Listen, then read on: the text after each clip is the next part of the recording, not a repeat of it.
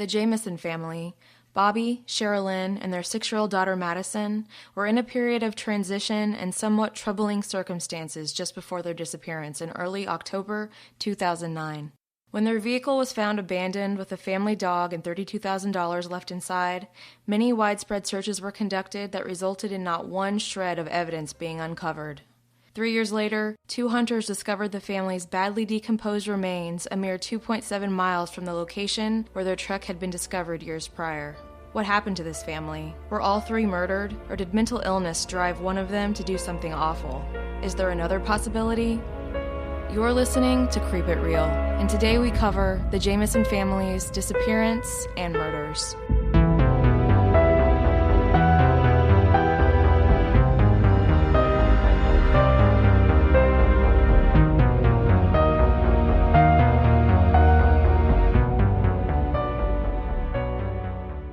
Creep It Real is a weekly podcast where we present our theories of the subjects we cover based on our interest and research. Some material may be graphic and disturbing, so proceed with caution. People are probably thinking we're crazy. Let them think. Okay, so anyway. Hey everybody, it's us. We're here. Hi. Hello. We're here. Again. Getting ahead of it this time, I feel. I'm like, we're getting ahead. I don't know if that's true. That said, I have to say, I was listening to Astonishing Legends, and they were like, oh, we're so far ahead right now. We're recording 3 days before it's released. And I was like, I totally can understand that feeling. So yes. I was like, oh, okay, they're doing it. So they're not super ahead. So I was like, oh, whew. Okay, anyway. So today we're talking about the Jamison family that originally was a disappearance that turned into the deaths of all 3 of these family members. I was hoping it was going to be a little break from the truly horrific stuff we were talking about last week, but it's really pretty much we were just talking about this together, not recording, how much of a depressing bummer this story is. Super dark and just not... It is a bummer. Yeah. Like, the circumstances surrounding it, you're like, well, dang. Yeah. This stinks. And I have so many theories in my head that I'm like, I don't really know. I'll think, okay, it's this. And then I'm like, well... I read something else or I think about something else. I'm like, I don't know. So let's get into it because it is super interesting. So Bobby Dale, Sherilynn, and Madyson Jamison were a family living at a beautiful lakeside property in Eufaula, Oklahoma, who disappeared around October 9th, 2009. And at the time of their disappearance, the family had gone to look around at a 40-acre property that they were considering purchasing. It was in the secluded San Bois Mountains in Latimer County, Oklahoma, near a city called Red Oak. On October 9th, a local landowner on the mountain spoke to the Jamisons, who told him that they had also come the day prior. This neighbor said that they did not indicate that they were there to meet with anyone, and he seemed honest and upfront to the police and other investigators who spoke to him. They said that he seemed anxious for another search to be conducted and the family to be found, and was concerned with the disappearance of a family so close to his home. So they had been to the mountain property both on October 8th and October 9th, and they also stopped at the same gas station both days to eat lunch and had the same waitress who saw them on both occasions. And this led to rumors that they were coming the second day to meet with someone regarding the purchase of a property, also that it would explain the $32,000 that is found in their vehicle. The real estate agent who typically showed the property said that Bobby told her he didn't want to trouble her with coming out to show the property to them, and that they were just going to go and wander around by themselves. On October 17th, somewhere between 8 to 10 days after the family's last contact with anyone, their truck was found abandoned on a crude dirt road leading down the mountain. Its doors were all locked, and the deputy had to break the rear driver's side window to open the vehicle, and its tires were extremely muddy. Inside the car was the family dog Maisie, who was barely clinging to life and had survived in the car by eating her own feces. Along with the dog, the family's coats were discovered, along with their IDs, their wallets, which both contained a couple $100, a spare truck key that was left in the ignition, an 11-page letter that Sherilynn wrote about Bobby where she called him a hermit, and a bag containing $32,000 cash, which I mentioned just a second ago. Both the sheriff and Sherilynn's mother have stated publicly that they believe the truck to appear as though it were forced to a stop by another party, which would explain their leaving all their belongings and the considerable amount of cash in their car. We should also note here that a landowner near this property saw the abandoned truck in the days after the family's disappearance and noted that there were footprints leading from the truck to some rocks where a photo of Madyson had been taken and found later, and then went back to the truck, and then there was a second set of tire prints beside the car that seemed fresh. This suggests suggested that the family merely got out of the truck to take the photo as they were heading back down the mountain to leave, and perhaps another vehicle came that made them abruptly leave their vehicle again. While Maisie was found, there was no sign of the Jamisons, as well as Sherilynn's .22 pistol and a tan 1950 suitcase, both of which they had been recorded loading into the truck on the family's security footage of them packing their truck up for the journey to go look at the land. Sheriff Israel Beauchamp stated about the briefcase. He said, I think it might have held a lot of cash. I've gone back and forth on this thing, but my latest theory based on how the truck was parked and what was found in the truck, I think they were forced to stop and got out of the truck to meet someone they recognized, and I think they either left willingly or were forced. That theory to me seems to be the most logical as far as when I see the picture of their truck and then just the circumstances, like why every single thing was left in the car, including their dog. Well, a lot of documentaries had stated that the little girl, Madyson, rarely let the dog out of her sight. That was her dog, and she was pretty on top of taking care of it. Yeah. So leaving your dog in there to die doesn't sound... Yeah, and that just doesn't seem... Yeah. I mean, obviously, we'll get further into it, but they weren't necessarily super 100% mentally stable. No, so there's a lot of evidence pointing to that. there are... Yeah. And so, that does put into question some of the things, but you can't predict a person who's not mentally stable's actions, or try to make a logical sense out of them. So, anyway. Beauchamp immediately launched multiple thorough searches of the area and uncovered no traces of the missing family. The search included drones, 16 teams of tracker dogs, hundreds of police and volunteers, some on horseback, and they found absolutely nothing. Which that seems odd to me. Oh, I know. Like when we covered Brandon Lawson, they really didn't put much effort into the searches, which, no wonder you didn't find anything, but they spent, 9 months scouring the area? Right. A lot. Mm-hmm. Yeah. And a lot of different searches and a lot of different resources. So, especially considering what we find out later, I find that to just be an interesting aspect of the story. I know that the cadaver dogs did kind of mark on a water tower that was nearby, and that was kind of the only place they did, but they emptied it out and there wasn't anything in there, so. Yeah, they said that the dogs hit pretty hard on that, and it wasn't a small water tower, it was pretty large. Yeah. When we still don't know why the dogs hit on that and not anywhere else. Right. It's interesting, definitely. Beauchamp also consulted with 12 FBI agents, 3 OSBI agents, a troop of Oklahoma Highway Patrol, countless private investigators, and even consulted with psychics due to what he explained was sheer desperation. Yeah, he was really embarrassed. Yeah. It would be over 4 years before a pair of hunters would discover the family's skeletal remains in a remote location 2.7 miles from the location where their truck had been discovered years prior on November 15th to 16th, 2013. I don't think 2.7 miles is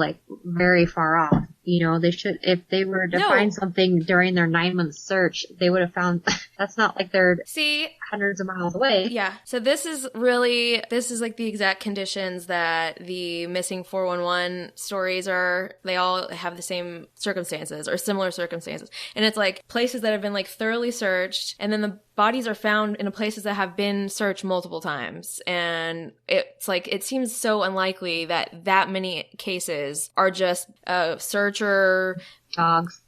dog error or something, I think that there's got to be some reason, and it might just be serial killers that are everywhere moving bodies around, who knows, but it could also be a freaking portal or some dimensional thing. We don't know. Something weird could happen. Probably just Sasquatch. Honestly, that's the case right there. I do wonder if that's the theory that most people come up with this missing 411 stuff, but I'm just not so sure about that. Anyway. The remains of all 3 family members laid side by side in the dirt at the bottom of a mountainside. This position is indicative of a homicide, though the police stated they did not believe the deaths to be a result of foul play. Okay. Now that does seem, in this situation, I'm not real too hard on the police here, because they seem to have done a pretty good job off the bat. But I find it to be very strange then after the bodies were discovered. It shifts a bit, because I'm how are you going to say that they were lined up face down in the dirt side by side, and that isn't anything suspicious? Yeah, because there's little reason, unless there's a few reasons for that, but none of them are not foul play. You know what I mean? It seems very, very strange that they would say that. It was also said that the father, Bobby, was pretty good at being outdoors. Like, he wasn't totally helpless, out, like, he knew what he was doing. So if you were just 2.7 miles away from your truck, I don't see why you would just fall over and die. Right. Also, another point to mention is that while this is an Oklahoma mountain, quote unquote mountain, it's not really like this huge mountain, Well, didn't they say that the hunters were on four-wheelers? I don't remember that part, but it might be true. I was going to say, if they were on four-wheelers, I mean, they are all-terrain vehicles, but they're not going to be four-wheeling into, like, some rock mountain cliff face. Still has to be accessible. They say it's rough terrain. It's probably, decently difficult, but not you're scaling a true mountain. They were so badly decomposed that a cause of death could not be ascertained, but there was a notable hole in Bobby's skull that the coroner could not determine to be a gunshot, though it was possible. There was a lot of speculation that this was caused by an animal, and I don't think it was. It was just a singular hole. I'm like, what animal would really be able to do that? A woodpecker? I mean, I can't even think of anything. I really can't. Is there a bird with some sort of beak that can make a hole and suck out a brain? That would be the, most metal bird ever, but... That's an alien, I think. Was this the result of foul play, all three individuals succumbing to the elements, or something else? Good question. I have my theory, but we'll discuss it later. Yeah, I'm interested to hear it because I have no idea what your theory is. It's a secret, surprise. So, in years leading up to the family's disappearance, they had been dealing with some serious issues, both mental and physical. Bobby had been in a serious car accident which left him injured with chronic pain that medication seemed to do little to relieve. He did have a prescription for painkillers and relied heavily on the little relief they brought him. However, he was also very depressed due to these circumstances. Understandable. Sherilynn was also experiencing some issues herself with bipolar disorder, and according to her mother, who lived with the family for a few months span the year prior to their disappearance, she had gone from a strong-willed woman to being extremely paranoid and illogical. The pair had both lost significant weight in the months prior to October. In the months leading up to their disappearance, Bobby was also involved in a bitter lawsuit with his father, Bob Sr. The lawsuit was in regards to the fact that Bobby had worked at his father's gas station for years under the premise that he would one day inherit half interest, only to have his father sell the gas station and leave him nothing. What a jerk, man. Yeah. Sorry. His dad is an unsavory character throughout this whole thing. Yeah. That same month, Bobby filed a protective order against his father, claiming the man tried to run him over and also threatened to kill his family. Yeah, he sounds like a real damn winner. He had said that his father had dealings with drug dealers and biker gangs and anything and everything between here. Cool. We should also note here that Bobby's mother, Starla, had filed for divorce a few months prior to Bobby's lawsuit and also filed a protective order against Bob Sr. She claimed he was a dangerous man and even had security cameras installed at the Jamison's home for their protection, specifically due to Bob Sr.'s threatening nature. So they take him pretty serious. Your own mother gets your own security system installed to surveillance your home. Yeah, either they're lying just to get this dude in trouble, or this dude is really a very bad guy. Yeah, think about your grandpa threatening to kill you. Oh, I know. What a gem. You got me in a real pickle here. So, again, there were rumors that he was involved heavily in some shady business dealings that were both legal and illegal. We should also note that Bob Sr. died the December following the Jamisons' disappearance and had been residing in a nursing facility when the incident took place. I'm kind of like, what? Ew, can you imagine being the caretaker for this jerk man? This old ass.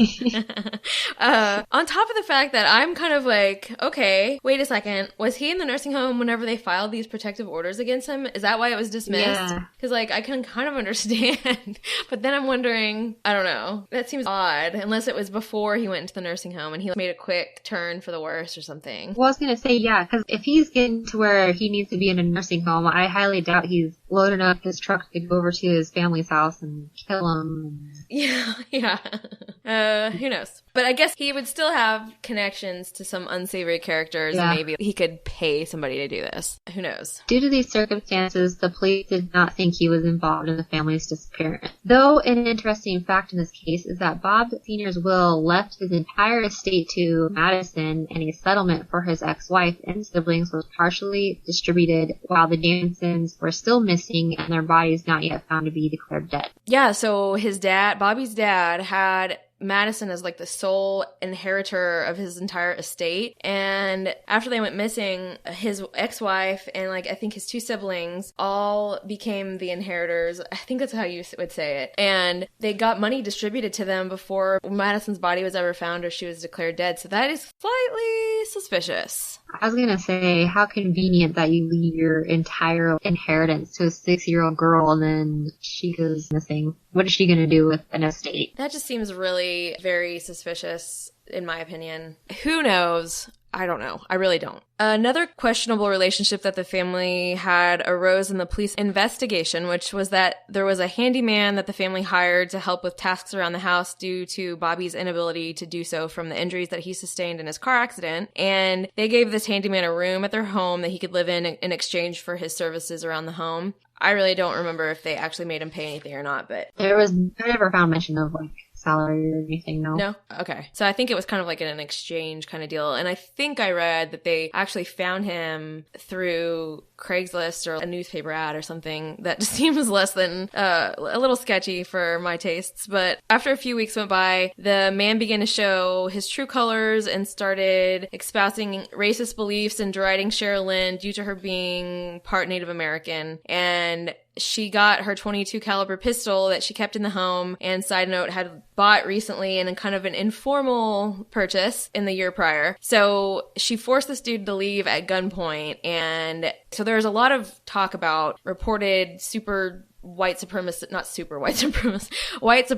activity in the area of the mountains where they were looking to purchase that land, in the area where they lived. And obviously this guy was being racist against her. And apparently a lot of people think that if you do something like that to one of these white supremacists, they're not going to handle it very well. And while they may not come and get you, they have friends that aren't going to put up with that either. Because the investigators thought they had their first good lead. And once they questioned the guy, apparently he had a good alibi and he was totally cleared of suspicion. He was in jail. Oh, he was in jail when it happened? Yeah. Okay. So he was in jail, but there are people that say, he could have friends that want to avenge that situation. Oh, yeah. Because he sounds like a real winner, too. There's a lot of really solid people going around in this story. Yeah. Well, you know what's interesting? What? It was interesting because I was reading into it and they're saying this area of Oklahoma is like plagued with weird cults and KKK activity. Yeah. I'm thinking Nebraska, Oklahoma. Why is there so much wild stuff going on in these states? I guess it's just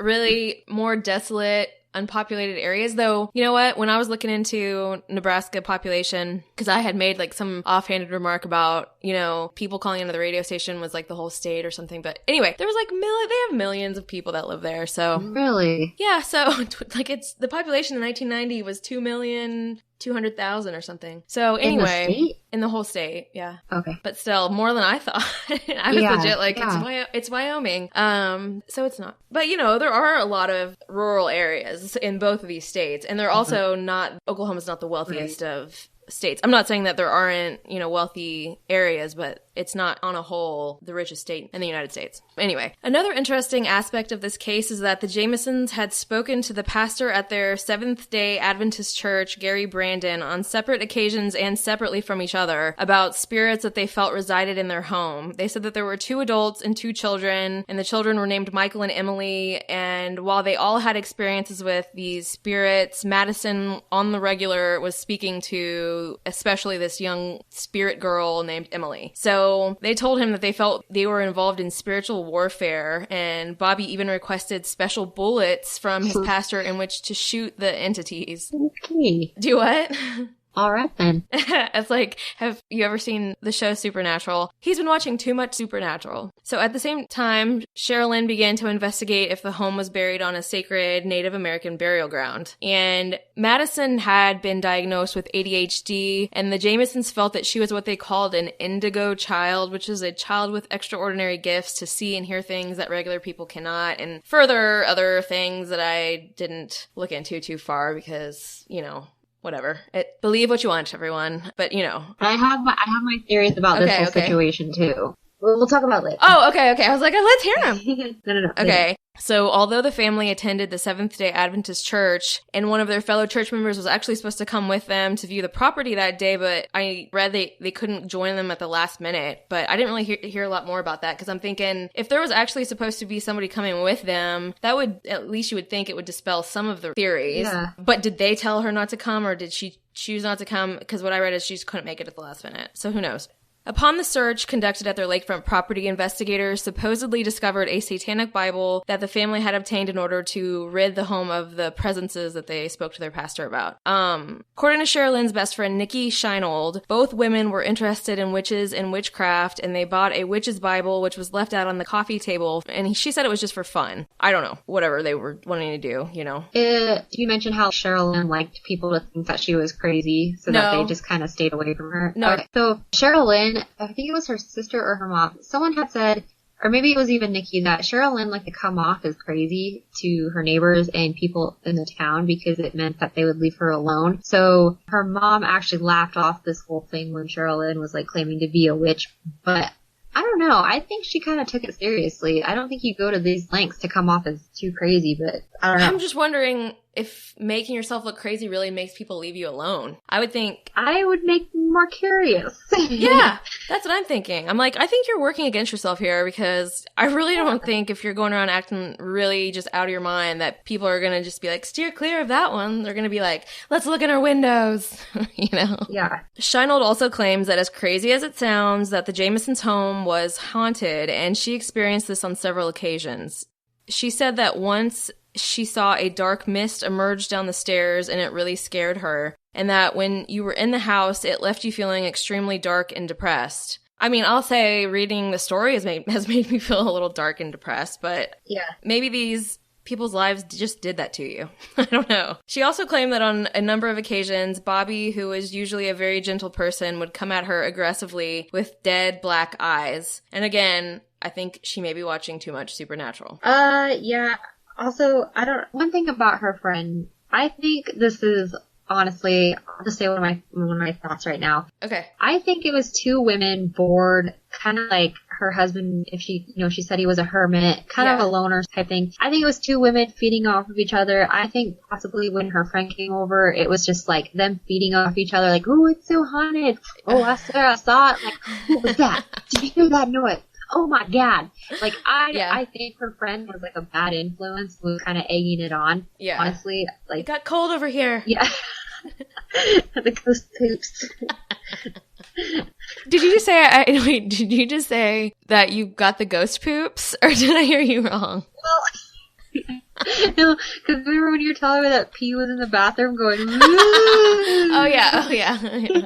He does do that. He does. After that one time where I was like, I heard something. There was something there. And he was like, I was in the bathroom. And I was like, I don't know if it was you. I think you were gone. He's like, no, it was me. And I'm like, okay. And then now anytime I'm recording and he goes to the bathroom, he's ghost noising it. Yeah. It is interesting because you pick up with the microphone, like picks up things in a weird way. So, you know, I'll hear birds chirping or something, but it doesn't quite sound that way. Anyway, I'm very skeptical about the noises I hear on my recordings now. That's why I'm like, when people are like, I heard something on it. I'm like, no, you didn't. It's going through like 17 different crappy internet connections. One day we're going to get it really tightened up though. Tightened up. I'll be out of my fishbowl.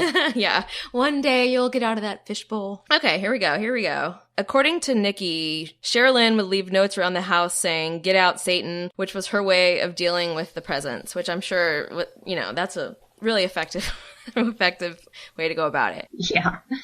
I left a passive-aggressive note. Should work. Satan, when are you going to clean these dishes? I used to read those passive-aggressive notes, that website, when I was working at this construction company. Oh my gosh. It would... I didn't look that up. Oh, you didn't know? I didn't know this was a thing. Oh, no. shoot. It's a thing. It was a thing. I mean, it might, I think it's probably still a thing, but it was definitely a thing at one point. So the Jamisons had a storage container, which they were claiming they were going to use as a home whenever they moved to that property that they were going to look at, which I don't even know what to think about that. I almost think that she was kind of just in some sort of bipolar episode and had this idea that they were going to go live in this storage container because she was like paranoid or something, and I don't know. I've seen people do that and make them into those tiny Yes. homes, but it's not just packing it up and taking No. it somewhere and dumping it. It's like a lot of work goes into it and planning. Exactly. So kind of sounds like they were all in the middle of some manic episode. Well, I was going to say, so did you read ever that they were actually living in that storage container at the lake house? I don't know, because they had a nice house, I've read. Like, it was a nice property, Yeah. nice house. It was supposed to be really nice. Not some shack. Yeah. But I read a couple different places, and there's so much different always, like there is on everything. But I read a couple places that they were actually living in that at the end Well, at their house. But I don't know if that's true. it would make sense if they were having these paranoid, haunting things. They Right. thought their house was like being taken over. You know what I mean? So Yeah, they would go out and sleep in this. it's Yeah. possible. It sounds possible. Yeah. Okay. That does make sense. So on this storage container, there was a message that was supposedly spray painted by Sherilynn that said, 3 cats killed to date by people in this area. Witches don't like their black cat being killed. Now, I'm pretty sure that was verified to have been written by Sherilynn. I really am not positive, but I think that's pretty much unanimous about that little spray painted message that she said it, because apparently there were multiple cats that they had owned that they said were being poisoned by neighbors. Again, were the cats completely disappearing, or were they, because that's what I was wondering. I was like, were they just disappearing? Is there just coyotes and mountain lions around that are just snatching these cats up, or are they finding dead, poisoned bodies of cats? There were claims in the town that she was a witch, and I'm sure that was only fueled by her telling everybody that she was. Right. Also, I did read that she was kind of wanting to give the impression that she was, and that's why she would spray paint things like that on their storage container. Now, Sherilynn's mother says that she thinks that they became the target of a dangerous cult, which was one of many in the mountainous area they went to go look at their property. Now, who really knows? But this claim is somewhat supported by an article in the newspaper The Oklahoman in 1993. It was around the time that the Branch Davidian complex whole situation happened. Whoa. Ooh. Yeah. Yeah. Well, also, it's now only an hour away from me. But anyway, that story really has always fascinated the crap out of me. And becoming an adult and looking further into it and realizing that it wasn't exactly how I thought it went down, I'm like, damn, dude. Actually, that's one that I haven't even thought about covering. That's exciting to think about covering. Yeah. Anyway. Oh, in the Oklahoma data, a U.S. Marshal stated that some cults have found a home in eastern Oklahoma and some are extreme. I'm sure that's the case. And I'm sure, like we said, it's probably a great deal just a bunch of white supremacists living in the mountains. Or who knows who else, though. So clearly, this cult situation, it's only speculation. There's not really any evidence for that, but who knows? So when the police searched the house, they found another letter written by Sherilynn that they described as her really dwelling on the spiritual realm of death, and that the family definitely seemed kind of obsessed with death. So that's not a real great sign No. when you think about the situation that follows, but, you know. Although the speculation that drugs were involved in the disappearance of the family in one way or another, the search conducted at their property and inside their vehicle produced no traces of drugs or paraphernalia, which is really odd to me because their behavior it just screams drug addict. Yeah. Though we have reports that the home was cleaned before and after the police search, so it is possible that a family member or friend removed these things from the residence before the police could find it, which is interesting because I heard someone saying, well, maybe they were just really particular about their drug use and cleaning up and keeping it in a nice... I'm like, drug addicts don't care. I have never met like a meth head or heroin addict that's like, well, wait a minute. Let me clean up my setup real quick here and get my drugs out of the way. Like, no. And if you're this spun out... No. And if they're on drugs, they are spun out. The last thing they're going to do is, clean up their drug mess. Yeah. I mean, I had an unfortunate, well, I don't know if it is unfortunate. One of my best friends lived with her boyfriend and he had somebody move in with them and that guy did heroin. Yes. We would come home from going to eat dinner and he would be passed out on the couch with like a needle stuck in his arm. So I don't think that's a real concern. And, like you said, I just don't think though I do think it's definitely possible that somebody came and cleaned up. Yeah. That joke in like a million different movies, or you have to get my porn out of the house before. Oh, yeah, clear my search history if I die. So, there might have been a friend or something that was like, oh no, we can't let him find the meth or whatever. But at the same time, Bobby was on painkillers and opioids are probably giving you a much different experience than meth. It's essentially him doing heroin. So that's really, I think, probably what he was, if he was addicted to drugs, that's likely what it was. Well, and Sherilynn was on prescription medication for her bipolar disorder, but it is reported that a lot of times when she would start feeling better, she would think she was cured, so she would go off her medication. Yeah. And didn't realize it was the medication that was making her feel better. Right. So from what I've read, when people are in like a high cycle, they will stop taking their medication, like you said, Sherilynn did. And then whenever they're low, they'll start taking it again. But because they haven't actually been consistently taking it, it actually has detrimental effects to their mental state and can actually make their depression and bipolar symptoms even worse. And that's been shown in studies case after case. So if that's the case, it only appears like they were both in a seriously bad mental state at the time that this happened, for sure. Well, how many times have we heard about people being prescribed pain medication,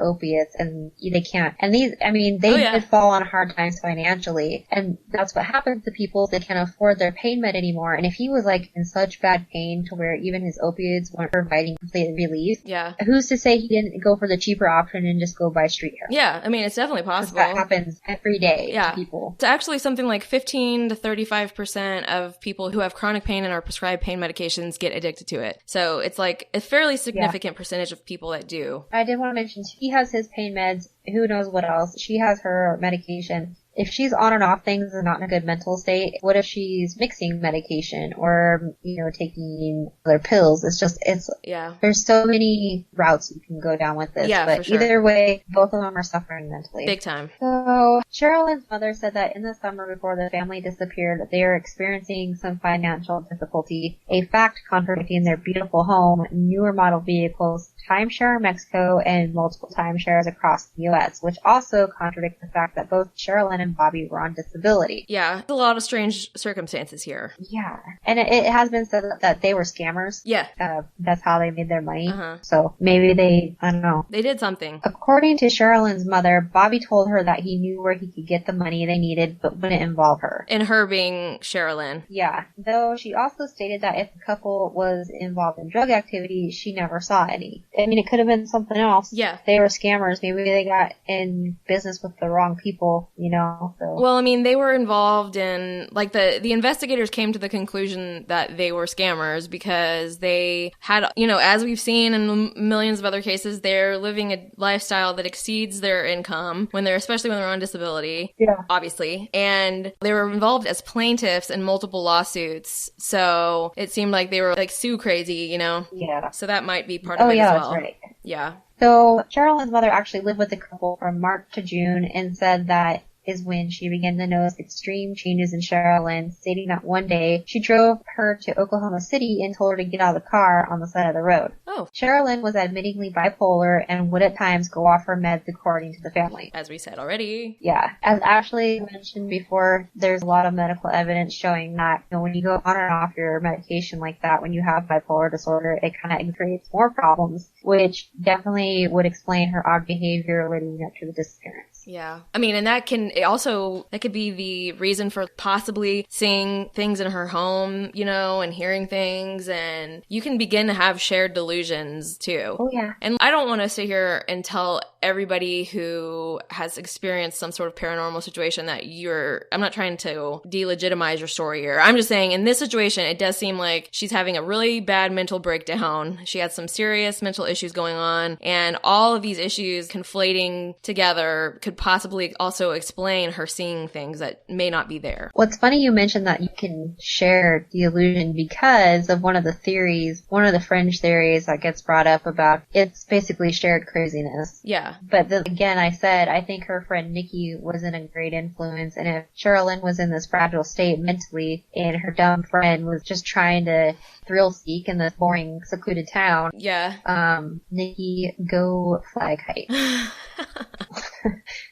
Bobby's mother, Starlet, said that they had settled out of court regarding a lawsuit in 2005 against the other driver in Bobby's car accident for $64,000, which the couple split, perhaps accounting for the $32,000 found in the vehicle. I'm sorry, can I interrupt you? Because you know what? Yeah. I want to talk about this because I just kind of thought about it. So that $32,000, so Starlet said that, okay? I'm starting to wonder, I'm starting to get suspicious about this lady, and I'm just being super, perhaps, conspiracy theorist over here, here, but I'm thinking, okay, so the only reason that investigators really knew that information was because Starlet told them. And first of all, that was in 2005 and they went missing in 2009. So it's 4 years later. So you're telling me that they hung on to $32,000 in cash from that lawsuit whenever they were having financial problems. I'm starting to kind of question this. So I'm like, why did she want to tell the investigators that $32,000 was an explanation for why that $32,000 was actually there? I don't know. I'm feeling a little skeptical about this. All of a sudden, it just came to me and I'm like, because she was, she inherited money then after this happened. Yeah. So I'm starting to, I don't know. Who knows? I'm just kind of weird. Thinking, like if you have $32,000 bankrolled and you're on hard times, why aren't you using that to help yourself get ahead? Yeah. I don't know. Yeah. I'm like, what? Yeah. And thinking about that suitcase that was missing. Oh, I'm so confused right now. Okay. It really just hit me. I was like, what? Yeah, the mom's just touting off all this information. Yeah. Yeah. She's just like, oh yeah, this and that. Oh yeah, by the way. She's like, why do you know? I don't know. I mean, she might, but I'm kind of like, oh, that's weird. Anyway. Okay, the investigators' collective portrait on the family led them to conclude that they were quote-unquote scammers, which we've already mentioned, and it's quite obvious. Yeah. This was due to the fact that they both received disability and were plaintiffs in at least 2 lawsuits, also including that they were informed that the couple were planning on suing the school district from which they had withdrawn Madyson out of school and had begun to homeschool her. Yeah, and I don't know what that was about. Do you? No. I think that shows a huge sign of paranoia. Oh, for sure. And I think Madyson, her talking to spirits, I think it was just some poor little girl wishing that she had friends again and was talking to imaginary friends. They seem like they kind of isolated themselves. Yeah. And a child's gonna do what they gotta do to make friends, so. Yeah, well, also, we're about to get into theories, but I'll just talk about it now. A theory that I kind of read about this whole suing the school and taking her out of school thing was that, they were both parents were exhibiting a lot of signs of mental illness that wasn't being necessarily treated, and perhaps that was affecting Madyson, as you might expect it would. Oh, definitely. Perhaps the teachers and people at school saw either the parents exhibiting odd behavior or Madyson was saying stuff that kind of made them fearful for her safety or well-being. And then when they confronted the parents about kind of talking about this to them, because they were in such a paranoid state of mind, they were like, everyone's out to get us, and took her out of school and thought they had to begin homeschooling her. And that makes a lot of sense. But I really, other than just speculating about that, I really have no idea what the possible lawsuit against the school was really about. Yeah, there was little information about that, exactly what happened and why. Yeah. The area where they were missing is pretty rugged, with most roads not maintained by the county, and is laced with dirt roads connecting old oil drilling pads. Along with rumors of dangerous cults in the area, there was confirmed white supremacist groups in the area as well. Like we talked about. And like we mentioned, their handyman was part of a white supremacist group. I don't understand where these people are coming from. I'm like, I don't know. I truly didn't realize how many white supremacists there were going around in the country, really. Yeah. Yeah. Which I guess says something about, my awareness, but I just didn't realize it. I thought we were at least beyond that level of outright pieces of trash behavior, but I guess that's definitely not the case. You're right. Yeah. Looking at weather data from the time, there were a number of fairly warm days in the high 80s and a handful of cooler days sprinkled throughout that had highs in the 50s, which could help pinpoint the estimated last day the Jamisons were alive, as they had left their jackets in the car. It also rained heavily following their disappearance. Yeah. It sounds like to me, though, it's strange because I'm like, okay, they're clearly not in a good mental state, but they're in a good enough mental state to where they're packing jackets, taking their dog. They're spending time packing. Yeah. Instead of just getting in and taking off. Yeah. So what is going on? Yeah, I don't know. And it's a good point to bring up because we didn't really talk about too much about the video of them packing up their car. And so they had, the security camera that his mother put at their house because of his father. And the video, they later, found that they spent 2 hours or something preparing the car for them to go view this land, and it was them going back and forth, kind of not talking to each other. I also wonder, though, if one person's walking towards the other, can you be positive they're not saying a few things to each other? Everyone's always like, they didn't say a word. I'm like, maybe it's possible someone did, or also maybe they were both in a, depressed haze, or maybe they were mad at each other and they didn't really want to talk to each other. Either way, I don't think it means that they were under some spell or something. No. Well, there's no, full footage of the video anywhere, which is kind of strange to me. There's a very small clip,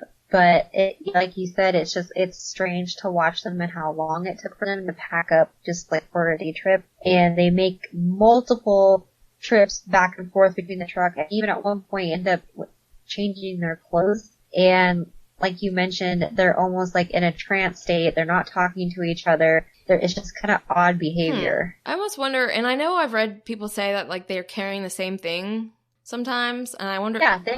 They were unpacking and packing. I almost wonder what they were putting in the car that they didn't want anyone else to see or to be caught on the camera, because that may be able to explain. They were putting something in a bag, I don't know what it was that they carried back and forth. If it was a box or a bag or something, it could have something in it that they would load up in the house and then unload in the car, take the empty bag back, reload it. Mm-hmm. If it was a bunch of drugs they batched up, or, a ton of cash they were thinking they didn't want people to see or something, that may be an explanation for why they would, like I said, I don't really, I didn't look at the video too much because I wasn't trying to read too much into it. But if it was something that could actually be loaded up, maybe it was drugs or money. Yeah. Were the Jamisons lured to the area under the false pretense of seeing and likely purchasing a property and then effectively silenced for whatever personal reasons there may have been? It definitely seems like there was some tension between the family and a lot of different people. So it's possible for sure.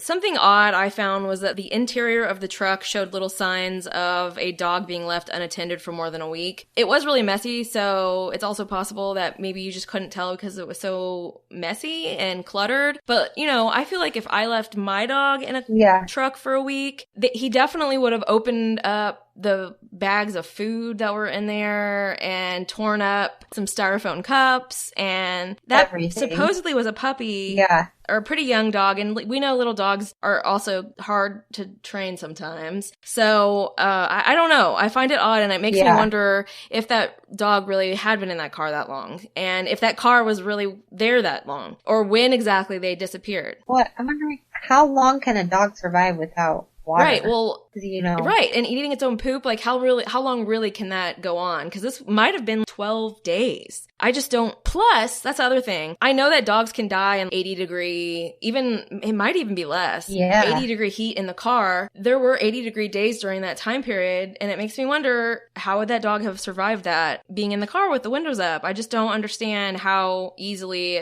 he was there surviving for 12 days. I just think it's odd. That makes me really question. Okay, and the other part of that was the tires were really muddy on the vehicle, and there had not been rain up until I think the evening of the 8th into the 9th. So that truck had... Well, it said that it had rained after. Yeah, after their disappearance too. Well, that's what I'm saying. It rained after they disappeared, not before. And so it makes me wonder why there was mud on the tires. If they disappeared when they think they disappeared, why would that truck seems to have been driven after it rained, because the tires were really muddy. Right. And wouldn't it have gotten kind of rained off? Wouldn't it have cleaned them a little, maybe even? I don't know. You would think, I'm not sure, but still, that's a really good point you bring up, because I don't think they would have gone up to look at this property if it had been storming and raining that entire day. No way. It would be way too hard. We know that those roads aren't maintained, so it's just dirt roads that are sometimes narrow, not good driving conditions. So I just don't think they would have been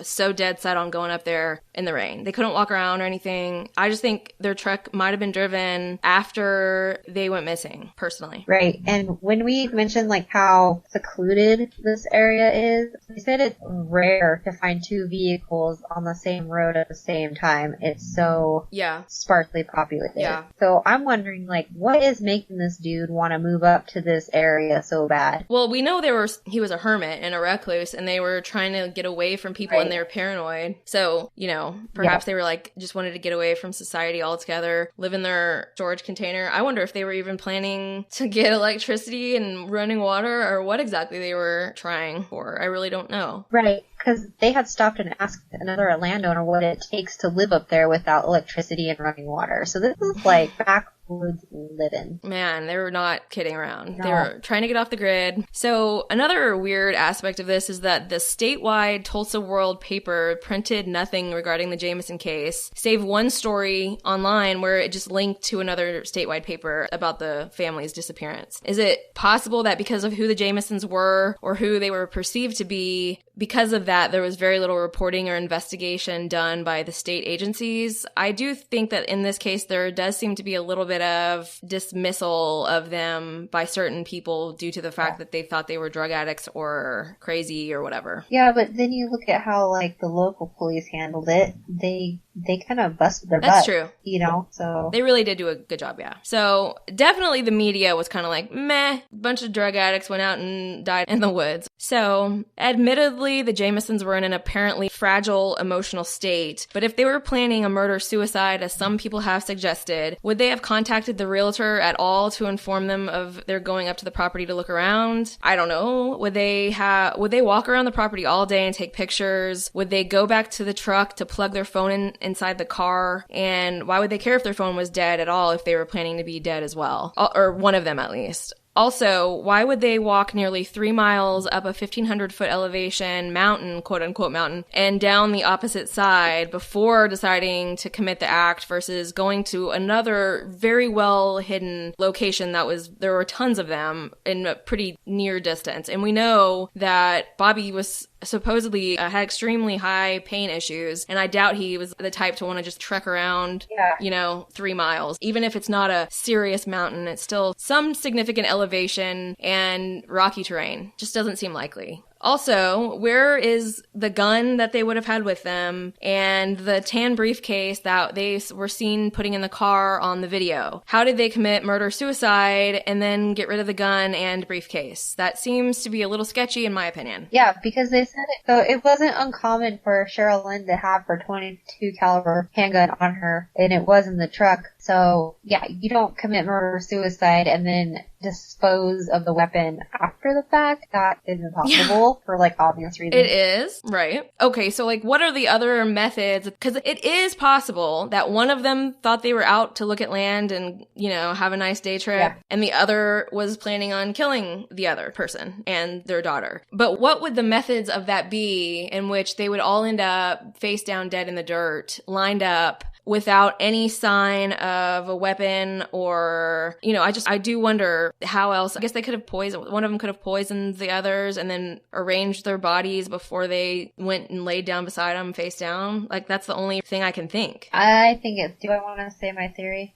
Or we're going to wait till the end. The way they were found to me just sounds like total execution style. Yeah. I mean, look at it just, especially because they found a hole in the back of his skull. Yeah, well, and everyone will say, well, they didn't find holes in the other two. I'm pretty sure their bodies were so badly decomposed that it was hard to tell anything, It's 4 years. Yeah, in the elements, supposedly, unless they were moved there, which they may have been, but regardless, they weren't kept in pristine condition or anything. No. I don't even think they really found much clothing on them, because it had been so long and it had just fallen apart. I think I remember hearing that when the hunters were finding the bones, they were kind of like walking around like, I found another one, and then like, I found a femur bone, and I found another one, and the hunter had told, I believe it was the sheriff, let's get out of here, like it freaked him out, because when he had found the skull, he turned it over with his foot and noticed that it had eye sockets and was like, oh crap, and then they just kind of like continued finding parts of them.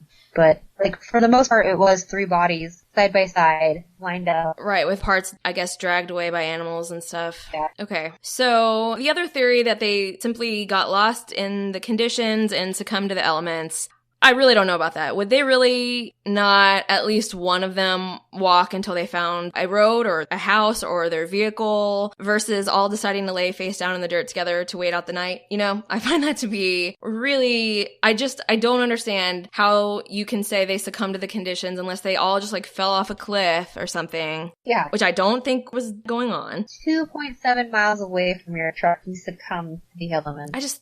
And why would you... Of course, I can't try to make a logical deal out of them not being necessarily of sane mind, but I don't know why that would be the case. In all his pain, why would he walk almost 3 miles to then fall down. They just all happen to fall down face first. I find that to be very questionable. Oh, and besides the fact, like, the temperatures definitely got low, definitely low enough to suffer from hypothermia if you were ill prepared. But, you know, he was also a smoker and would probably have had a lighter on him that he could have started a fire with. And the situation wasn't so extreme. It wasn't like Dyatlov where there's negative 40-degree weather and they're out in their underwear. I mean, he had clothes, he didn't have a jacket, but I just don't see this situation being so dire. But unless it was raining, I mean, it was raining, so that does add to it. Anyway, I just think that they could have really survived had they not just like had zero will to survive, which I just don't. I guess maybe that's possible too. They may not. That's what I'm saying. I really don't know what I think happened, because every time I start thinking one thing, I start thinking other little aspects that I'm like, well, you know, they didn't really have a big will to survive perhaps. Maybe they did, but they were obsessed with death and I don't know, dang it. Okay, but anyway.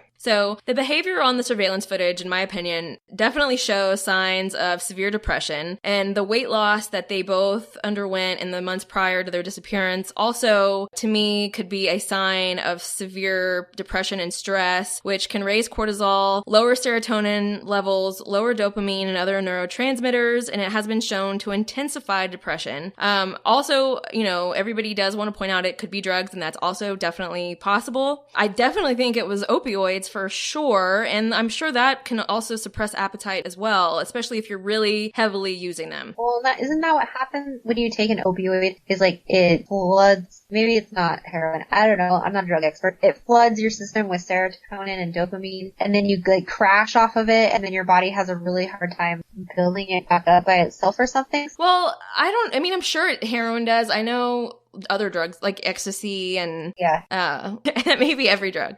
Perhaps. Sure. I'm not positive. Well, let's not forget that, like, her being such a bipolar person, that's exactly what's happening, is, like, your dopamine, serotonin levels are just, like, so off kilter. Yeah, definitely. Oh, you know what? Now that I think about it, let's have a really quick little anecdote. So my grandmother, for example, had some serious pain and whatnot issues in the early 90s. And it was when I was very young. She was actually, like, I think in her 50s, so she was young. And we thought she was having early onset dementia or Alzheimer's because she would, like, see things in her house. She said that there were rats running on the ceiling, and, like, she would see red eyes glowing in the dark. And she lived in this 3-story townhouse that had fake balconies, so you couldn't stand on them or climb up them. And she was on the 3rd floor and said that she woke up in the middle of the night and there was a man standing on the balcony. There was all these stories, and it used to scare the crap out of me. I thought it was ghosts or whatever. Well, come to find out, my grandma had been prescribed like 7 different medications from 7 different doctors who weren't consulting with each other, and she was experiencing drug-induced delusions and paranoia, and it was bad. So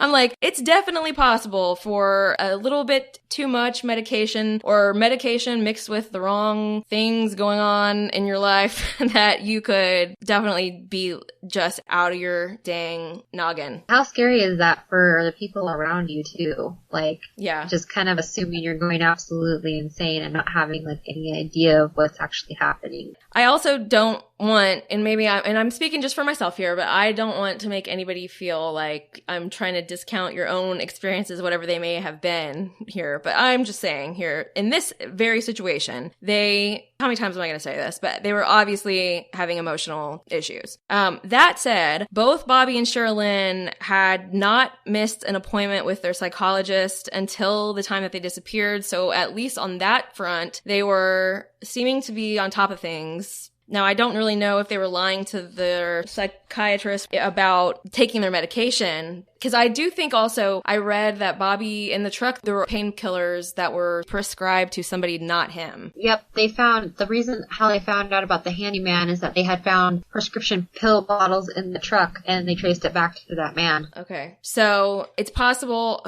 There's so many freaking things that could have gone on here. Because, like, maybe they were getting drugs from that dude too, because he can't afford to pay prescription prices on his medication, and maybe they stole from him. You know, who freaking knows what could have happened in this situation? I'm sorry that I'm saying this, or really have no idea. Oh, another thing that kind of made me question whether or not someone was planning a murder-suicide is that they had both purchased numerous things on eBay and like the day prior to them leaving. And not to say that that definitely means anything, but you know, it does kind of make it seem as though at least one of them expected to come back to live at their home for at least a little while. Yeah. Unless it was just like manic buying. That's also true. You know, like erratic behavior, impulsive behavior. That totally could be the case too. And also, you know, maybe, well, I don't know, if one of them was going to be doing the murder-suicide, I don't know. I mean, I don't know if I should even say who I would think. I would think it would probably be her that did it, but I don't know. Well, they actually found I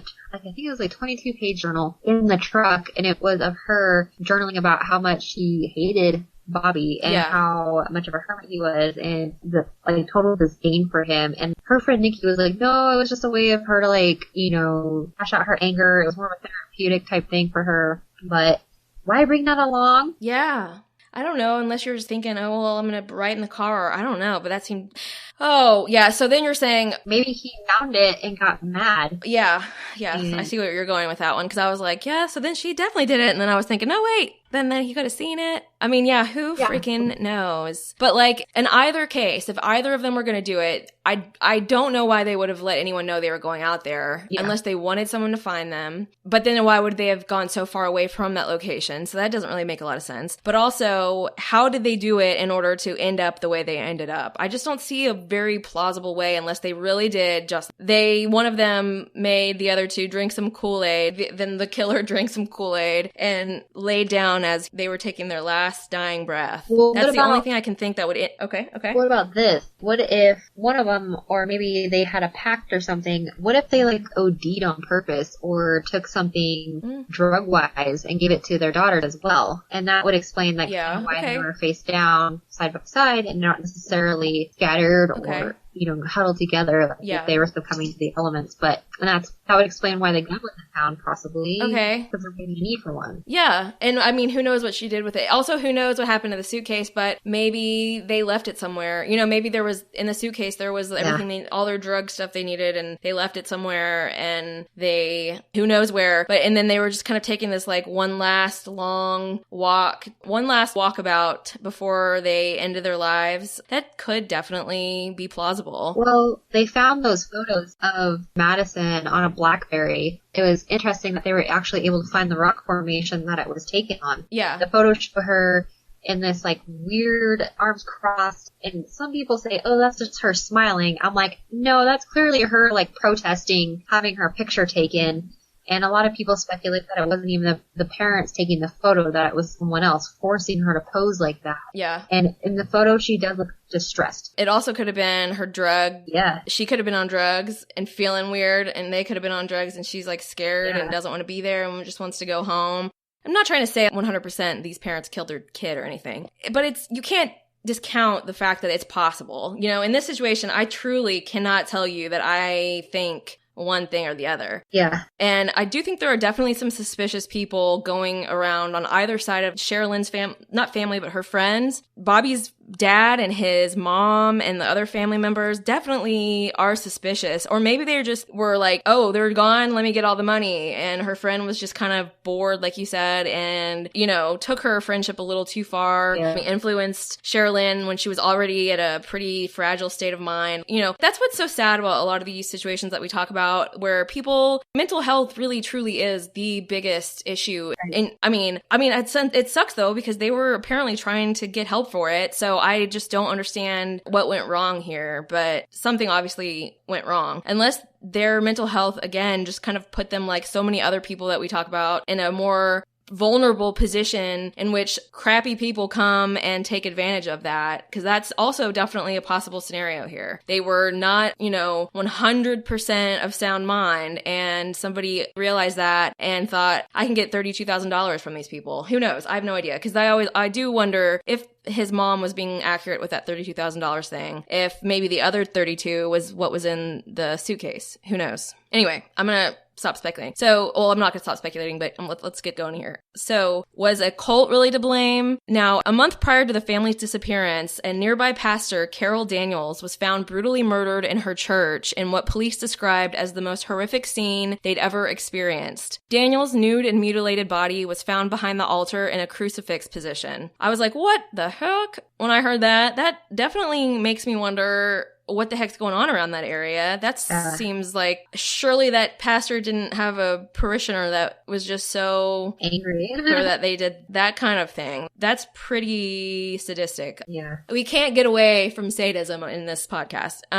So, okay, and here's where we're going to get a little more... Fringe. Yeah, fringe theory. The city just south of where the Jamisons' bodies were discovered was called Kinta, and another city, and I mean, these cities are so interestingly named. I'm sure it's some sort of Native American name, but anyway, another city, Anadarko, which I'm sure I'm saying incorrectly. They lie on the 35th parallel north, which is a circle of latitude that crosses some critically important historical areas of the planet that include Tibet, Hiroshima, Pakistan, Iraq, Afghanistan, Cyprus, Tunisia, and Algeria. The 35th parallel has been noted by mystics as a line of tragedy and point to the Alfred E. Murrah Federal Building as an example of that, which we know that Timothy McVeigh committed his domestic terrorism act at that building. So, you know, I think you said there was another one. There's like some other murders and... So there was another missing case of a man. I think it was just a few months prior to this. Same situation. Truck found abandoned on the side of the road. No, like, real cause of death. Okay, so, you know, I think there's definitely some weird stuff that goes on this line of 35th parallel. Is it a coincidence? Maybe. Is it something deeper, like a, you know, frequency, like Shai said when we were talking about it earlier? Is it some sort of, you know, place where there's like a certain frequency that allows for maybe like a dimensional overlap or something, where our dimension overlaps with some other dimension where something bizarre happens and there are things that we can't explain? I really don't know. You know, I feel like in this situation, there's really nothing that's too crazy as far as an explanation for what happened to this family. Right. And obviously it's tragic. They also could have possibly, you know, run into like a meth operation or some sort of other activity that resulted in someone wanting to kill them or rob them or whatever. And maybe they had more money and they didn't realize that they had a whole other stash of cash in the truck. It does definitely look, based off their vehicle, like they were stopped by somebody. It just seems that way. Plus, you have the footprints that seem to just lead from the truck to the tree where they took the picture of Madyson and then back to the car. Perhaps they were going back down. I just don't know. And because, I mean, I say some things that completely contradict the other things that I've said. But, you know. Yeah. There was also the second set of tire prints that man, if he's telling the truth, there was a fresh set of tire prints beside their truck.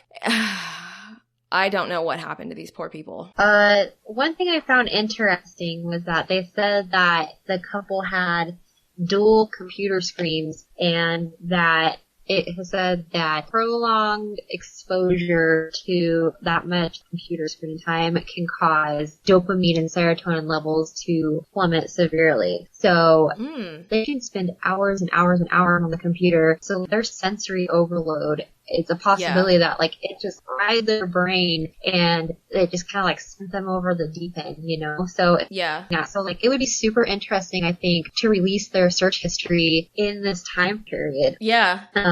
Finding maybe what were they buying on eBay? Was it items that correlated with like what they wanted to do in life, or was it just a bunch of random products? Well, I'll tell you some of the things that they bought. She bought chemistry. She bought 2 college-level chemistry books. She bought a bunch of essential oils. She bought beakers and like eyedroppers. To make meth? Well, I don't know. Do you use essential oil to make meth? Maybe that was just for something unrelated. Maybe they were coming out with some lavender-scented meth. Something I read was like, you don't need a college-level chemistry book to figure out how to make meth. Maybe they were making something else. They could have been making anything. I mean, it could have been drugs. It could have been some sort of... bath oil, yeah. I don't want to say bath salts because that is a drug too, but yeah, I mean, I just don't know. But those are some of the last things that she bought on eBay, and the people I was looking on Web Sleuths, and some of those people go deep, man, and they were saying they somehow got a hold of her eBay purchases, and maybe they just knew her eBay name, but that she was like really diligent about giving feedback on all the things that she would buy on eBay, but on the chemistry books, she didn't give any feedback whatsoever. Who knows? I think that's just really suspicious. Yeah. Maybe they were concocting something to kill themselves with. I don't know. I really don't know. I don't know why you would need that many chemistry books, though, but it's all suspicious. So I think the history of the computer searches would be really interesting within this time frame. Yeah. We have eBay, but we don't have their computer searches. I don't know. I wonder, I'm like, maybe one day I'll FOIA it and maybe they have them. They surely do. Yeah. So as much as I would love to tell you that these deaths were explained, you know, I don't think I have an answer for you, and I don't know what happened. And I don't think Shai has her ideas. I think it's just a combination of, like, you know, prescription pills, drug use, obvious mental disorder, and paranoia. I think that being hard up for cash, even though they had $32K on them. Yeah. Unless it was planted there. Yeah. Yeah. So I think they were executed. Why would you take all your cash to go kill yourself also? You would not. That's another question. Yeah, so So do you think that someone else killed them, though? I do. Okay. I do. I think that the way their bodies were laid out is very execution style, like I said. Yeah. The missing briefcase, you know, I don't know. Their killer's that smart. Maybe I'm smart enough to be a killer. I don't know. Well, let's not talk about that. Let's not go down that road. Making a murder.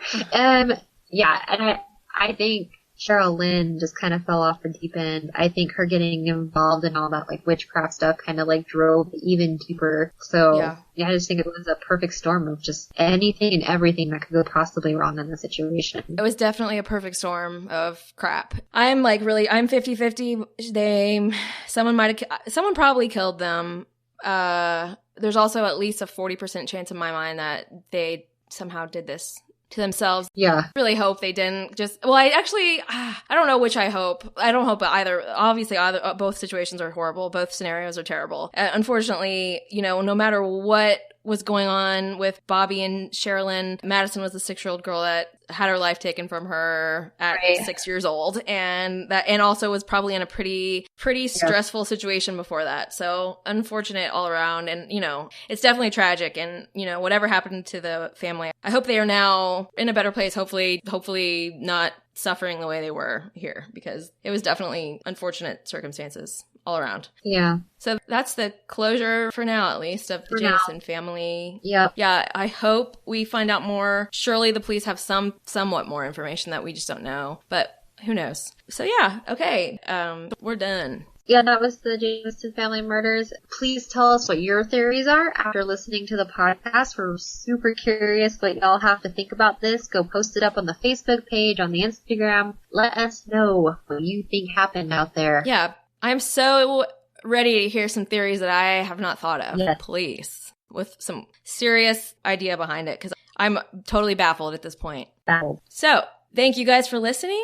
We very much appreciate it. I'm really digging everybody's feedback lately. I feel so excited about where we are going with the podcast. And every week I just get a little more excited. So yeah, if you could please just share the crap out of it wherever you can. It's really helps us out. If we just get exposed to one of your acquaintances or friends, it makes, you know, a huge difference for us. So please do that if you can. We are on Gmail. You can email us any ideas that you have for the show, or any questions or concerns, etc. Positive as much as possible, please. I can't take a lot of derision. We're at creepitrealpod@gmail.com. And you can find us on Facebook at Creep It Real. All right, y'all. Have a wonderful weekend. Shai's about to go on vacation. Ow. Yep, yippity-doo. So everybody, we'll see you next week. Creep It Real, and we'll talk to you later. Bye. Bye.